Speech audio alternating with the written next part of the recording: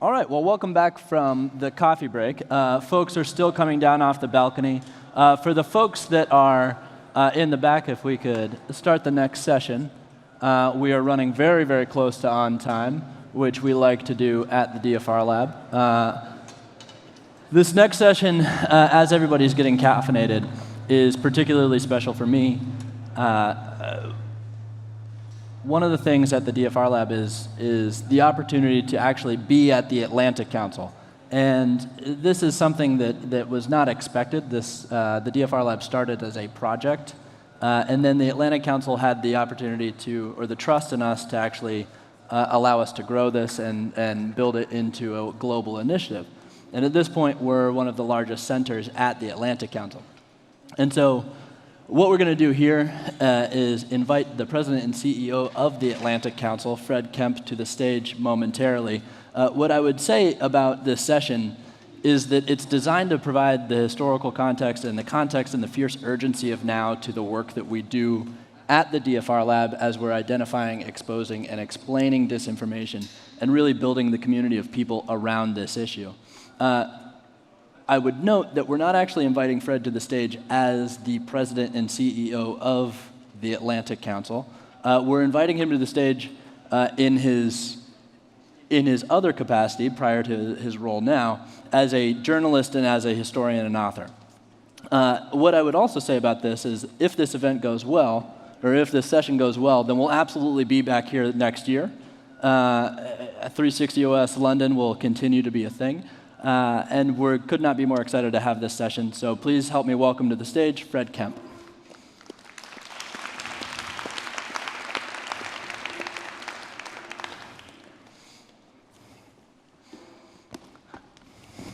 I'm really pleased. I always thought that was a hole, and I had to not fall into it. We discussed this. I mean, one of the things was if the sessions went very badly, we discussed having it as a trap door. There's a cellar below. I promise you that that's not the case.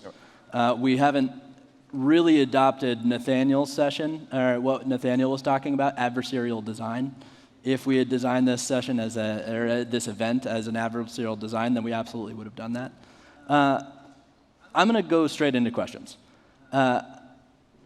We in this group know what's at stake. What's at stake with democracy, what's at stake with our system, what's at stake with transparency and openness, because we all work in this in a day-to-day spot. At the same time, it feels like we thought democracy was ascendant, and that might not actually be the case. And you have had a first-person perspective on this from the Solidarity movement, specifically covering it in Poland. I would also note that you mentioned offstage that part of that was a misbegotten youth right here in Camden, so we definitely want to double down on that. But your experience covering the Solidarity movement in Poland and writing historically about moments like Berlin in 1969, how do we go from that, right, the Solidarity movement in support of democracy, to now where it feels like democracy is under threat, like it might not actually be inevitable? What happened? Yeah. So I'm going to stroll a little bit and just stretch my leg. The birth of democracy was in Athens in 508 BC, so the period of Cleisthenes and Pericles, and I did not cover them. I've covered quite a bit of stories, but there was a dormancy of democracy for about 2,000 years. 1941, Roosevelt is president of the United States. There are only 11 democracies in the world. That's it. And so the notion that we're all taking for granted that democracy is there forever and will be there for the ages is mistaken. And my own feeling, and part of what motivates me at the Atlantic Council right now, is democracy is in danger. And it's in danger globally. We had a high point of democracy in 1993 when, for the first time in history, over half of the countries of the world were democracies, and for countries over 1 million in population. In the year 2000, you had 63% of countries, 120 countries, democracies. We're now in a democracy recession, a democracy deficit. The reason for that, I'm not entirely sure, but you can point to two things that have really set back the popularity of democracies. I think the financial crisis, 2007, 2008, big hit to democracy. The other thing is the success of China. For the past three decades, China has doubled GDP each decade. And that's what the US was doing at the height of its powers in the 20th century. So now you've had 3 decades in a row where China, an authoritarian system, is doubling GDP. And so the other thing, and we'll get to the technology part of this, we just assumed, for some reason, that, that the modern technology favored democracies, that the internet, by definition, was open, democracy would spread, education would spread, prosperity would spread, and thus also democracy. But what we've learned over time is that technology is a tool, and itself doesn't have an ethos, and that authoritarians are just getting better. Vladimir Putin learned from the revolutions, the Rose Revolution, the Orange Revolution. He learned how to handle it, what not to do. And the Chinese learned from the Soviet Union. They learned that if they had a very strong capitalist system that was providing the goods for their people, and they had a really great group of technocrats, that they could perpetuate one-party rule. And so there's also an authoritarian learning curve. We very often talk about the future of democracy, but I think you really have to study the future of autocracy, because autocrats and autocratic systems are delivering the goods better than they had been, and they're learning. So would you say every time you show up to a conference, or we show up to a conference, there's typically one person that stands up and says, I have more of a comment than a question, and it seems like China's ascendant and everything's terrible and democracy is done. The question format of that is that a self-fulfilling prophecy, or is that inevitable? Is democracy done, or is it up to, what can be done to make that not a self-fulfilling prophecy? Well, I'm very excited about this DFRLab, partly because it has been so successful in what it's doing, but I was moved as a journalist by the Solidarity movement in Poland. I think that as a young journalist, I was sitting in my office in Bonn, Germany, which was then the capital of Germany, and my boss, the bureau chief, got all the best jobs, and he wrote cover stories, and I wrote stuff for the back of the magazine, and so he was off to the Middle East to interview Anwar Sadat and Menachem Begin, and it was peace in our time in the Middle East. He said, oh, but the chief of correspondence says there's some labor unrest in a shipyard in Gdansk, and if you can get a visa, you can go out and cover that. Well, as you know, the Middle East is pretty much stuck where it's been. And in Poland, I saw people risk their lives, risk their well-being, risk everything for democracy. Everything.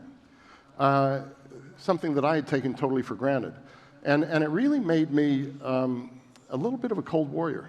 And it made me believe that if we got our act together, the United States with friends and allies, democratic friends and allies in the world, that we could really be a force for good and a force for positive change. And I think we've lost some of that confidence. We've lost some of that high ground. Part of the reason I think we ended up winning the Cold War, no doubt, deterrence was important. No doubt that we did the Berlin airlift and that we didn't lose Berlin as a city in 1948 from being a piece of the West. The military was important. But without the power of our ideas, without the model, the attractiveness of the Western system and model, there's no way we would have been ascendant. So I think we can get our mojo back.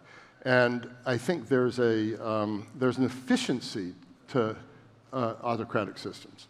And they've learned so much that they can provide goods for people in a way that the Soviet Union didn't. And they're a peer competitor in the way the Soviet Union wasn't, for sure. But I think if we could get our own ability to learn and self-correct back, then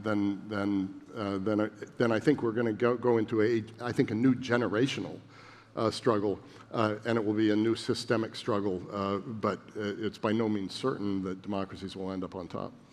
There's two threads there that I want to pick up on. One is a technical piece, and one is a question about the Cold War. First, the technical piece. Offstage, you said that the fax machine, if any of you don't know what a fax machine is, please use the Wi-Fi to Google it. The fax machine was... Facsimile machine. The facsimile machine was an excellent weapon against communism.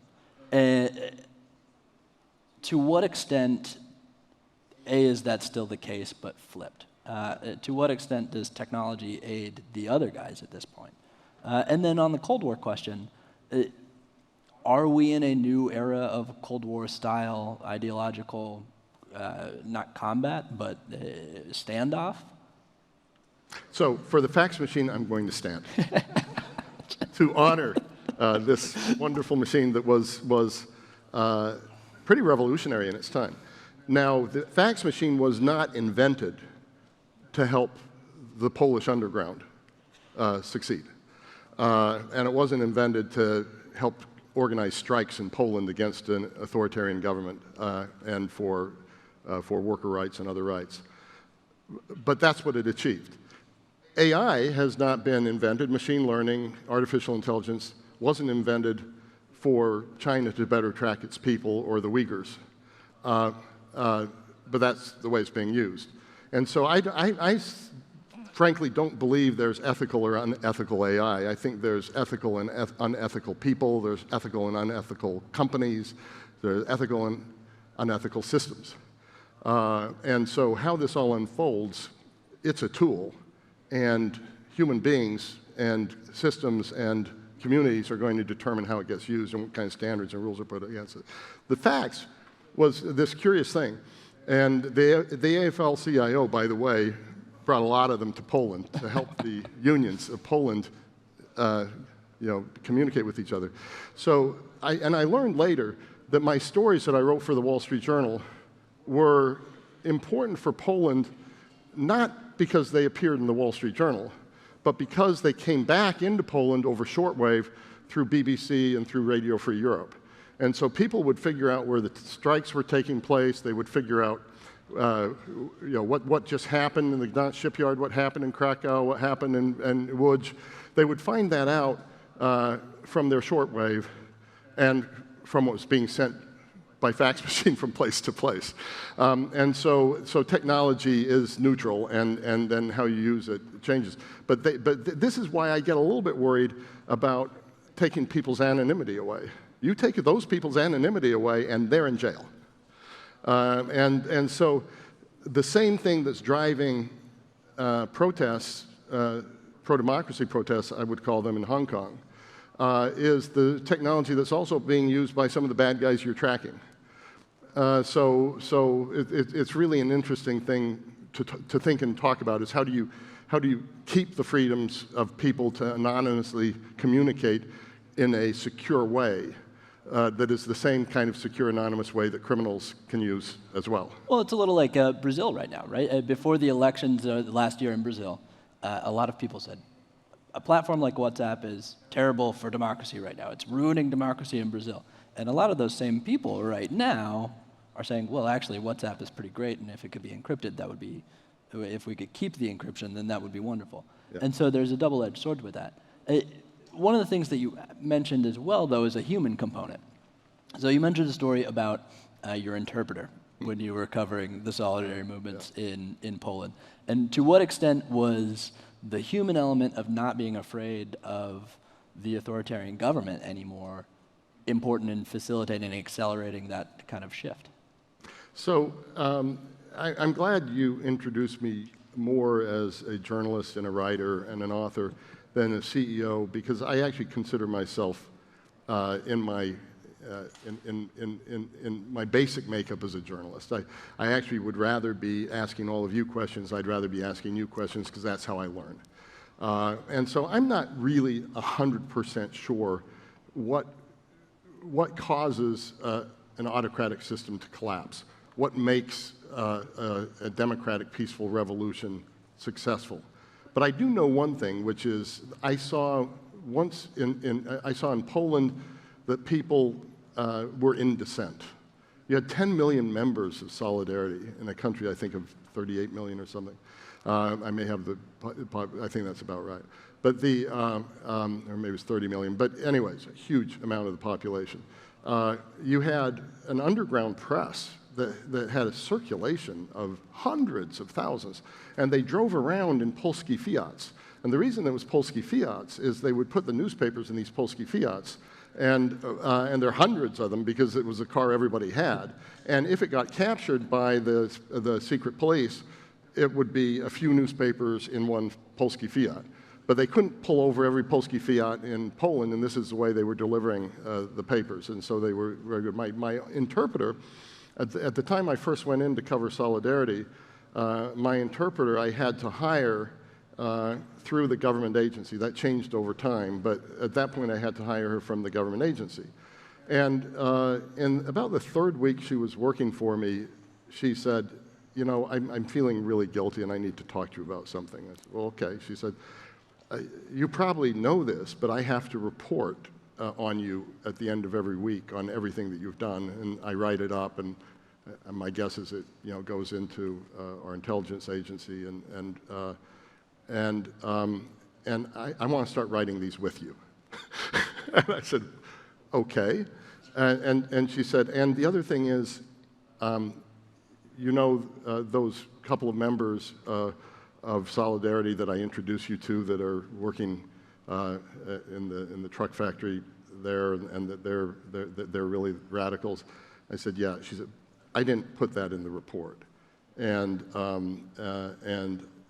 said, well, I'm glad you didn't. And she said, but I'm doing that more to protect myself because I want to help Solidarity, but I also want to keep my job. And she said, you need to meet with more government officials because I need to write more about your meeting with government officials. And so this is dissent.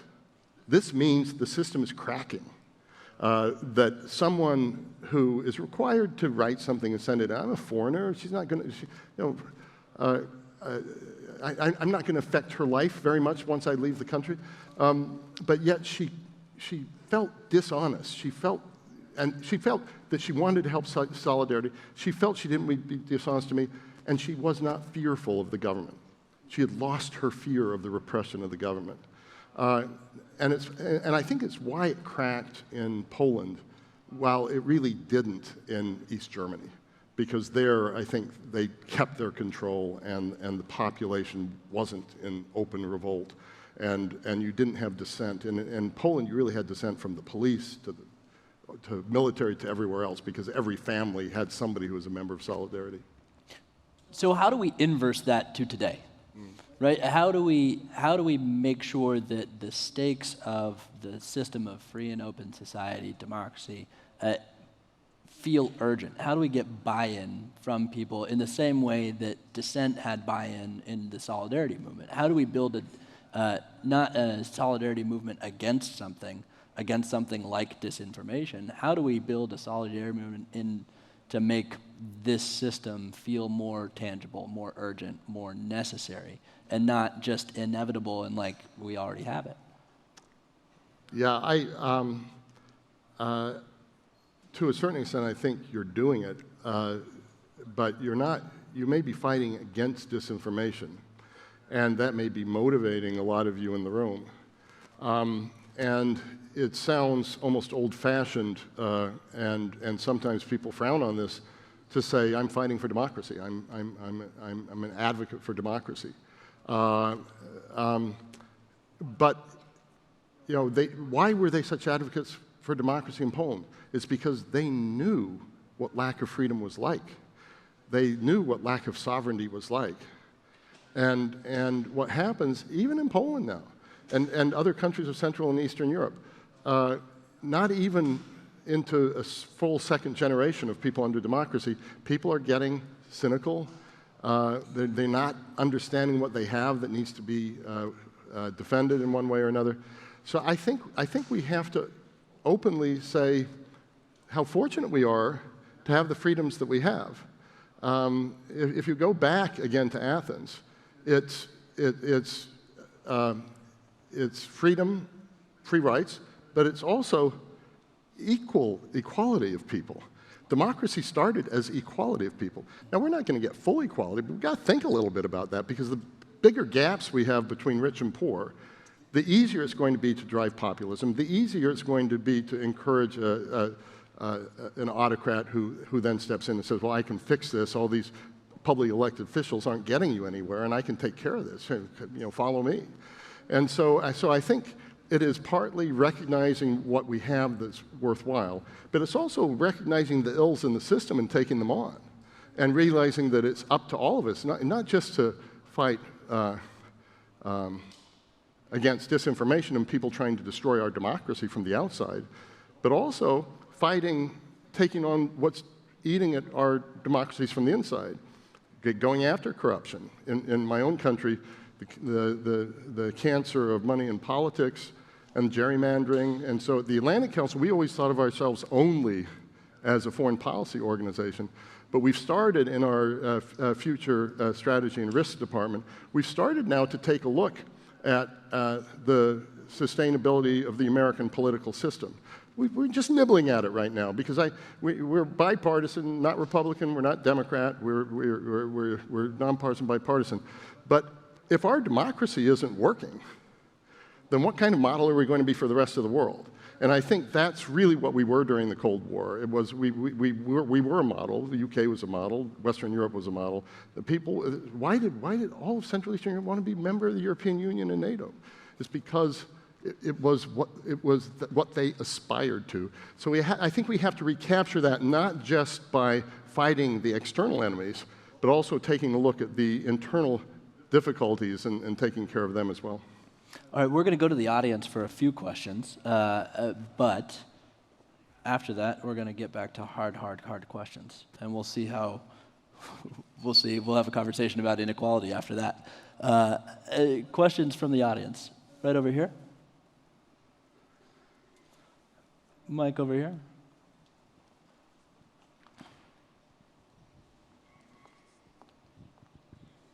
Hello, thank you so much for that. I think while you might be comfortable asking questions, you're also a natural storyteller as a journalist, and you must have some really amazing stories. I'm a student at Oxford. I'm studying Russia and Eastern Europe. Tomorrow I have to sit an exam on the economics of transition from the Soviet Union. The economics of? Of transition. So I wondered if you could comment on the significance of economic and democratic institutions and the way that these two play off each other. You were just talking about what's eating us from the inside, and you've also mentioned China and the success of their model. So I was wondering if you could speak more about that and how the West and the world in general could kind of use economics to augment democracy. Yeah. Before you go, I would say that he's an excellent writer as well. If you need a stand-in for exams. So I deal with some of this. I do a column every week for CNBC.com, and I have a newsletter called Inflection Points. As a recovering journalist, I don't learn if I'm not forced to write. And so I force myself to write every week as hard as it is to find the time, simply because that's how I continue to learn. And I'm not sure, I've never been, I must say I lean a little bit more realpolitik in the sense that, regime change in China, let's show the strength of our system through our ideals and what we've done. Let's defend ourselves against those trying to take us asunder. But let's hope that over time, as the Chinese middle class gets bigger and as people have more wealth, that they're actually going to want to have a different role in how they're governed. Right now, that's, I think all of us who thought that would be the case are a little surprised that it hasn't happened. And now that it hasn't happened, what is this incredibly rich country with that could take the commanding heights of the next technological revolution? I mean, it could be that China is the leader in AI. It could be China is the leader, certainly is the leader now in 5G. And what if it's the leader in quantum computing, genetic engineering, What does that mean? So I don't know what it means, but I think we have to start thinking about that. Economics. I'm not sure if I'm going to answer the question in the way that you meant it, in the way you asked it. But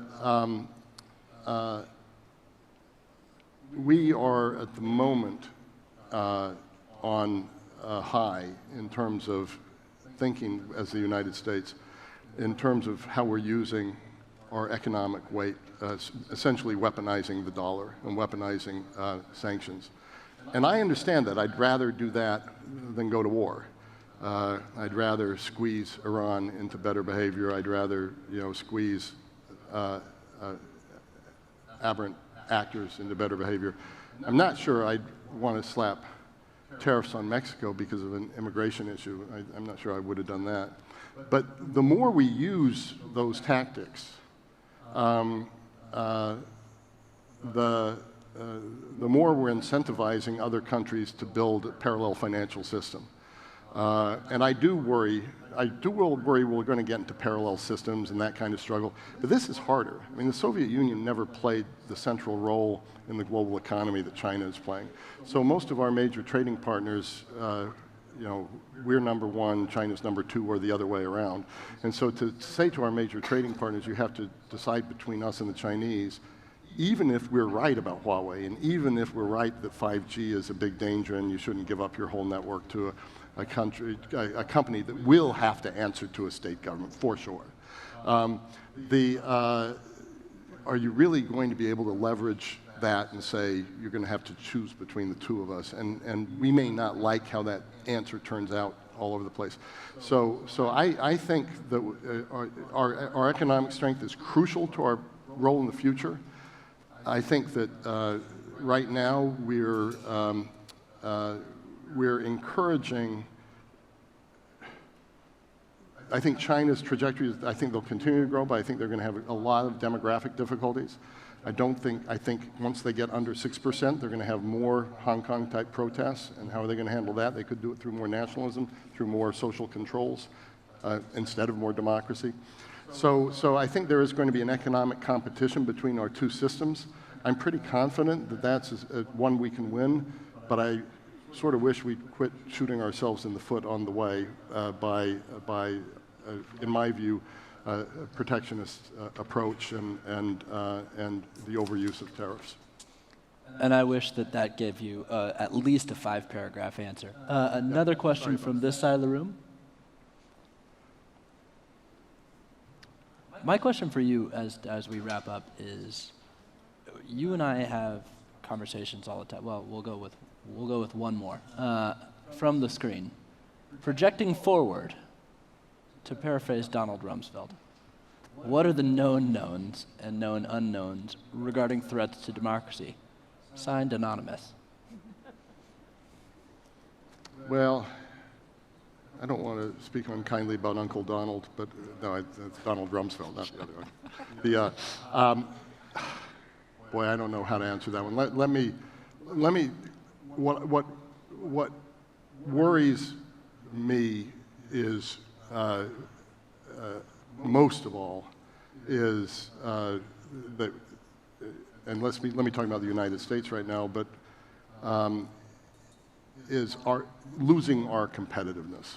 And by losing our competitiveness, I don't mean, though I also mean economic competitiveness, innovative competitiveness, but I also mean values competitiveness. I mean system competitiveness. I mean attractiveness of our democracy. So we have to be competitive in all of those ways. If we're competitive in all of those ways, I'm pretty sure we can take on bad guys who are trying to undermine our elections or influence our elections. I think those actors will get more sophisticated. We, as a community, will have to be more sophisticated in what we're doing against them. I think it's going to get harder and harder. But if underneath it all you have a vibrant, strong, competitive system, then the rest can be handled. If you don't, then the rest gets worse and worse, and you become an even more appealing target. Secondarily, we can't underestimate that there 5 things, and I'll be quick on this, but I think I want to do this really quickly, telegraphically. The Atlantic Council is convinced that we're a historic inflection point as important as 1919 and 1945. The reason we picked 1919 and 1945 is in 1919, the U.S. made all the wrong decisions. Isolationism, pulling out at the end of a war, the League of Nations was a disaster, millions dead, the Holocaust, World War II. World War II, we get it more right than wrong. We build institutions, we team up with allies and friends around the world. We go from 11 democracies in 1941 to 120 in 2000. So that's a pretty good period of time. 70 of the best years that a lot of the world has ever experienced. What have we got now? We've got major power competition, and our rivals are competing more than we are. And so we have to do what we're doing inside better, but we have to not underestimate that Russia definitely doesn't want us to succeed. And I don't think China is as actively trying to undermine our success, but it does see our weakness, and it does see that there's a zero-sum game, in their view, for the commanding heights of technology, and they're going to go after it. We have to know we're in competition. So number one, major power competition, hopefully not conflict. Although in a non-kinetic sense, I'd say we're in conflict as well. The second thing is the struggle between autocracy and democracy. Third thing is really huge questions about the role the U.S. is going to play in the world after 70 years of relative certainty that the U.S. was going to be a glue that holds together the international system and certainly democracies. Fourth, future of the global system itself. And then fifth, technological change of a sort none of us has seen before, the world has never seen before. And how is it going to influence all that? How is it going to influence work? How is it going to influence politics, populism? We could go into an age that's the greatest progress we've ever seen, educational, medical, everything else. And it could go in another direction. It could be somewhere in between. But human agency is going to shape that. And so I think that's what drives the Atlantic Councils. We know we're at that historic inflection point. We know we can't do it on our own. That's the reason we try to form these larger communities around the world of like-minded people.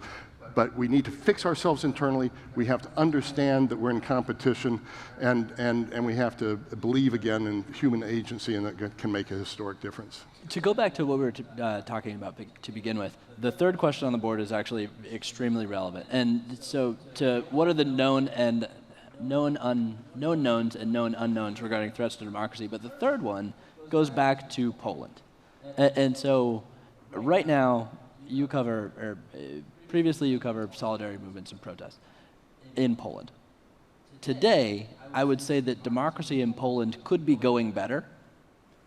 And so that shows the arc of where we're at. And so what can be done in Poland specifically, using Poland as a specific example that you have the historical context on, what can be done in Poland today specifically? And is it a wider example for democracy? So she didn't mark herself anonymously, so where is Joanna?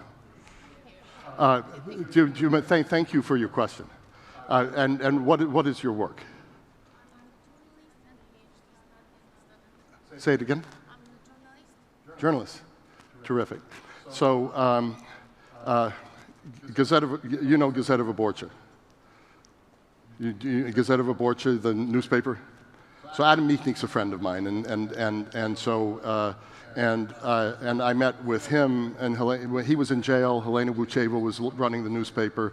She was doing it underground. I was meeting with her regularly. And I just want to tell you a story because I'm going to answer that question, but it's a really important background to this. So I'm no longer a reporter. I become editor of the Wall Street Journal Europe. Poland becomes a democracy. Adam Michnik runs Gazeta of Wyborcza.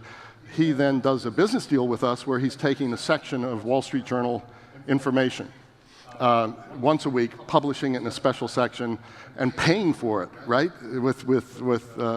I can't remember what currency it was. So I go to a press conference in Poland to launch this with Adam, and Adam is one of the great dissidents of the Solidarity movement. I don't know if any of you know about him. I think he's still alive, right? And he's just amazing.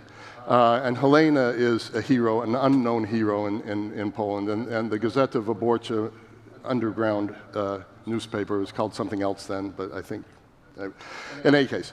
So we do a press conference. And Adam stands up and he says, I was in jail. They accused me of being in the pockets of Wall Street. Finally, it's true. And so this was great. When I meet young people from Poland, whether it's in a bar in London or Newark or wherever, a restaurant, or whether it's a young PhD student in wherever, I say, it's because of the courage of your country, it's because of the courage of your people that Germany was unified, that the Soviet Union collapsed. Without the Polish Pope, none of this happens. Without the Polish people, none of this happens. That's where it started, and then it just caught fire. And what really irks me and hurts me is Poland has not, we Americans celebrate ourselves probably more than we should. Although we have done the world a lot of good, we've done some things that haven't been perfect either. But the Poles got to celebrate. The fact that this government cannot celebrate the solidarity movement in Lech Wałęsa is really a shame. And because it really did change the world. And my guess is over time that will change. My guess is over time the myth, we have an American myth that we really believe in. And it really helps us fight for democracy and freedom because that was the cauldron in which we grew up.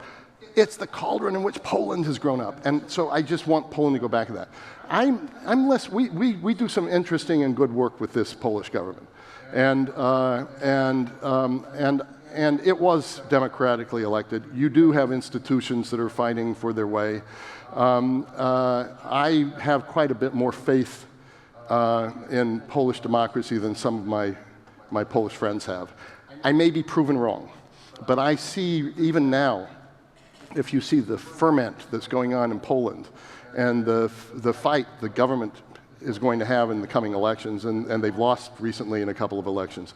But I may be naive.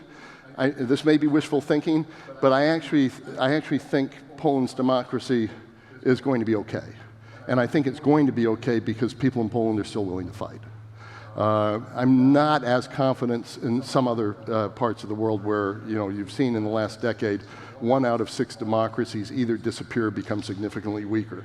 And I actually think Poland's going to come back. And I actually think that even within the government, even within the ruling party, there are also different strains fighting with each other. It's actually a pretty. We can argue later, but I still think it's a robust democracy. Thank you for these words, and it's really amazing that you see things that even Polish people don't see. So maybe it's time to back to Poland, feel invited. And Michnik is the head of Gazeta Wyborcza now. 20-second last question, which is to say, this room of people is either looking for leads, looking for tips, chasing down cases. And as someone who has given advice to not only me, but a number of folks that are doing that work, what would your bottom line advice to this group be when they're chasing down cases and fighting disinformation? The Wall Street Journal, I worked there for 25 years, and some of the leaders of the best news organizations of the U.S. came out of the Wall Street Journal and then went elsewhere. It's one of the greatest breeding grounds of journalists I've ever seen, and it's because the editors are so good, and it's because the standards, no negative anonymous quotes, always 2 sources, and it can't be 2 sources that are closely related. You have to be serious about the 2 sources. Now, if you have, in your case, all of you may have a tweet. But if you have a source and it's a document, you don't need a second source. It's a document. You better check that that document is the right document. I think what I would say is what scares me most in journalism right now, and what I love about what many of you in this room are doing, is it's really become punditry, and it's really become people arguing ideological sides rather than ferreting out facts. And fact gathering is expensive. And a lot of the organizations that have been best at fact gathering have reduced their staffs, have turned more to the cheapness of punditry, and of course page views don't go to people who gather facts, page views go to people who alarm you with things that they might say. And so I wouldn't get too carried away with how many page views what you're writing is. I think it's really introducing important new facts into the bloodstream and then ferreting out things that aren't factual, which is what you do. But I think it's both. And so because you're ferreting out the unfactual, which is right, but then the factual is, where did it come from? What's the purpose for it to be out there? So beyond that, helping us understand the world we're in. So I think it's fact gathering, checking them, and the other thing, there are two kinds of journalists. There's, I think, relationship journalists, and there are gotcha journalists. I was always a relationship journalist. And a gotcha journalist is, look, sometimes you just got to do gotcha because somebody's done something so awful, and you've gathered it and you go out with it. But relationship means you really get to know that intelligence officer, and the document comes to you because this person trusts you to use it in the right way and to take care of confidentiality. So get to know sources over time. Make sure they're not using you for the wrong reasons, but realize that some of the best stories in the world are given through anonymous sources who think something's going wrong, and they want to get it out to somebody. And so I would say relationship journalism is win people's trust, gather facts. We're all tempted a little bit by punditry in our day and age, and opinion is, but to the extent possible, present both sides of the story, think out the arguments, and without facts as a society we can't operate. And so I really, really fear that the fact gatherers are going away. Fred, thank you so much for joining us today. Thanks. Thank you.